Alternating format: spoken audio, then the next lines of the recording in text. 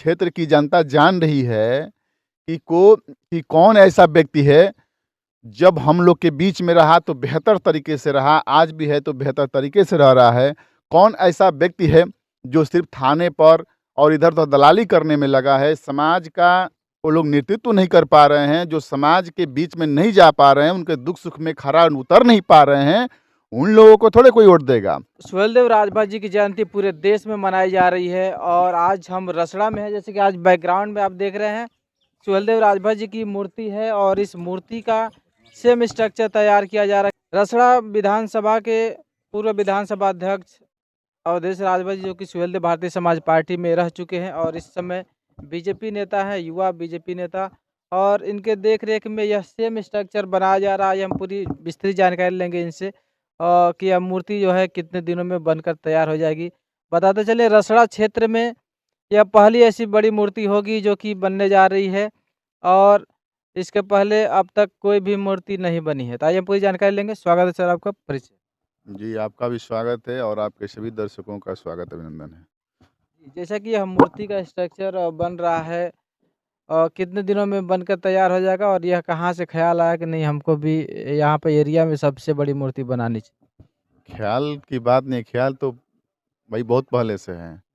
कहा जाता है ना कि जो समाज अपने पूर्वजों का कद्र नहीं करता, जो अपने इतिहास को नहीं जानता है, वो समाज कभी विकास नहीं कर सकता। ये तो हम लोग बहुत पहले ही अपने रसड़ा विधानसभा क्षेत्र में मैं बहुत लोगों को जागरूक जागरूक किया और जो है कि पोस्टर बनाकर, फ़ोटो बनाकर हमने बहुत पहले जयंती मनाने का भी काम किया और मनाया भी जा रहा है। लेकिन कुछ वश कारण हम अपने गाँव में कुछ देर से इस मूर्ति का स्थापना करने जा रहे हैं, लेकिन देर ही सही दुरुस्त हम लोग आ रहे हैं और पूरे हम लोग का ये टारगेट है कि अभी जनपद बलिया में सबसे बड़ी मूर्ति और सबसे सुंदर मूर्ति होगी ये। ऐसी जो मूर्ति है आप, ये इस स्थापना कहाँ होगा ये मूर्ति का? अपने गांव में ही होगा या फिर? ये हमारे ही ग्राम सभा में स्थापित होगी। अभी जगह हम लोग चयन नहीं किए हैं, लेकिन जगह बहुत ही जल्दी बहुत ही बेहतर जगह पे रखा जाएगा, रोड ही पे रखा जाएगा जहाँ भी रहे, ताकि लोग इसको देखते रहें। दूसरे लोग भी दूसरे गाँव के जो भी व्यक्ति गुजरे, तो कम से कम उसे प्रेरणा मिले कि हमें भी अपने गाँव में मूर्ति लगवानी है। बड़ी मूर्तियों की बात करेंगे तो एक गाजीपुर में बहुत बड़ी मूर्ति लगी हुई है और इसके अलावा अभी जो लेटेस्ट में जो बहराइच की मूर्ति लगी है 40 फीट की। इसके बाद में इस क्षेत्र में रसड़ा में बात करें तो ये सबसे पहली मूर्ति है जो कि बड़ी मूर्ति बन रही है। देखिए, वो तो बड़ी मूर्ति हो गई वहाँ की। मैं अपने जनपद बलिया का मैं बात कर रहा हूँ कि हमारे जनपद बलिया में सबसे बड़ी मूर्ति होगी ये। तो दोस्तों बता दें कि जैसा कि यह विधानसभा अध्यक्ष भी रह चुके हैं और इस समय भी पंचायती जो चुनाव है उसमें भी कम्पीट करने वाले हैं। चुनाव लड़ना है आपको इस भी जिला पंचायत? जी, बिल्कुल चुनाव लड़ा जाएगा। जो भी हमारे सहयोगी हैं, चाहे जो भी मेरे नौजवान साथी हो, जो हमारे साथ पहले से भी रहा हो, वो भी मेरे साथ खड़ा है, तो निश्चित रूप से चुनाव लड़ा जाएगा।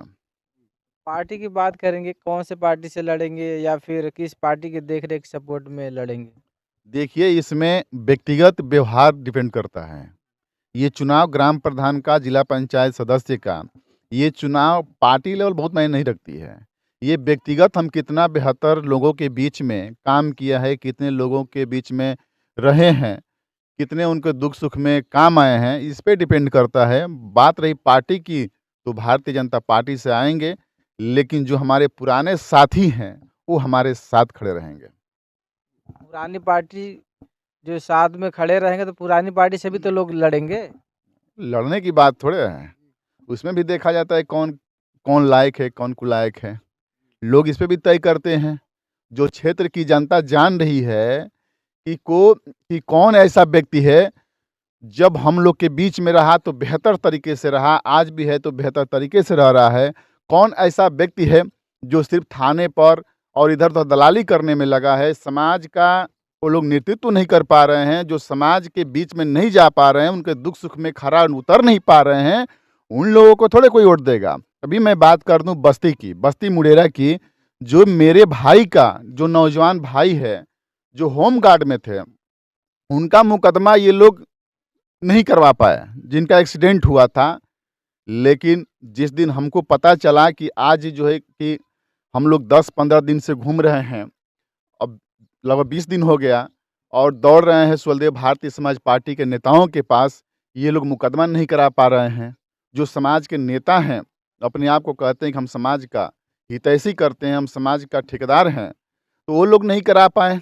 लेकिन जिस दिन हमको 12 बजे पता चलता है, मैं कहा कि धैर्य रखिए, मैं डॉक्टर श्री भगवान राजभर जी, जो सुहलदेव भारतीय समाज पार्टी के जिला उपाध्यक्ष है, उनकी माता की एक्सपायर की थी, मैं वहाँ था, मैं जा रहा था वहाँ पे। मैं बोला कि जि जब भी मैं उधर से वापस आ रहा हूँ, आपका मुकदमा दर्ज होगा और आज ही होगा।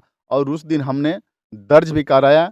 आप पूछ सकते हैं, बस्ती के जो सुहलदेव भारतीय समाज पार्टी के ग्राम सभा अध्यक्ष हैं, मेरे द्वारा ही बनाए गए हैं ग्राम सभा अध्यक्ष, वो बता देंगे कि नहीं हाँ, कौन जो है कि मुकदमा दर्ज करवाया। तो मेरे जैसे कार्यकर्ता अगर मैं दर्ज करवा दे रहा हूँ, तो ये आप सोच सकते हैं कि राजभर समाज के लिए देखिए नेता वही है, नेता उसी को लोग मानते हैं जो उसके दुख में, सुख में उसके साथ रहे और दुख पे खरा उतरे। और क्या चाहिए जनता को क्या चाहिए? जनता को ये चाहिए ना कि थाने पर कहीं दिक्कत आ रहा है, कोर्ट कचहरी कहीं दिक्कत आ रहा है तो उसका सहयोग हो। बिल्कुल ये जो काम की बात करेंगे तो जो जनता है, जनता तो उसी को चुनेगी जो काम करेगा क्षेत्र में, जो एक दूसरे के सुख दुख में खड़ा रहेगा। जी, बिल्कुल, वही तो कहा ना कि जो आज के डेट में देखिए लोग समझदार हो गए हैं, बुद्धिजीवी हो रहे हैं, समाज के युवा जग रहे हैं।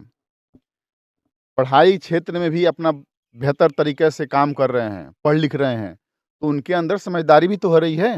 वो समझ रहे हैं कि नहीं हमारे लिए कौन खरा उतरा, कौन हमारे लिए खरा उतर रहा है। ये सिर्फ़ झांसा देना नहीं, जो बेहतर काम करेगा उसके साथ जनता है। बहुत सारे युवा हैं जो कि एजुकेशन में ध्यान नहीं दे रहे हैं, ऐसे बच्चों के लिए क्या मैसेज देना चाहेंगे? मैं उन युवाओं को कहूँगा कि देखिए शिक्षा एक ऐसा शेरनी के दूध के समान होता है, जो व्यक्ति शिक्षा रूपी दूध को पी लेता है, वो कहीं भी शेर की तरह दहाड़ता है और अपनी बात को रखने में, चाहे अधिकारी, कर्मचारी, चाहे कोई भी हो, क्यों ना प्रधानमंत्री हो, अगर सामने खड़ा है तो उसके बेहतर तरीके से सामना कर सकता है, बात कर सकता है, तो शिक्षा का ही देन है। तो निश्चित रूप से सबको बेहतर तरीक़ा से पढ़ाई पे ध्यान देना चाहिए। गार्डिंग जो नहीं हो पा रही है, तो किसी जानकार व्यक्ति से गार्डिंग कराना चाहिए कि हम कैसे पढ़ाई करें, कहाँ किसकी तैयारी करें कब, ठीक ना? तो ये लोग मैं युवाओं से कहना चाहूँगा कि आप पढ़ाई पे ध्यान दो, क्योंकि जब आप लोग पढ़ लिख लोगे, तो आपका भविष्य सँवर जाएगा, बाकी कोई नेता सँवारने वाला नहीं है। चलिए मूर्ति की बात करें कि मूर्ति कितने दिन में लगभग कंप्लीट हो जाएगी?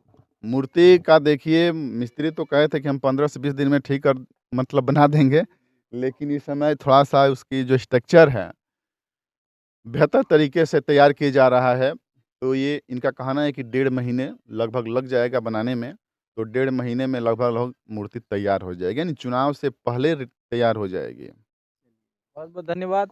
मिलते हैं दोस्तों फिर अगले वीडियो में, तब तक के लिए जय हिंद, जय भारत।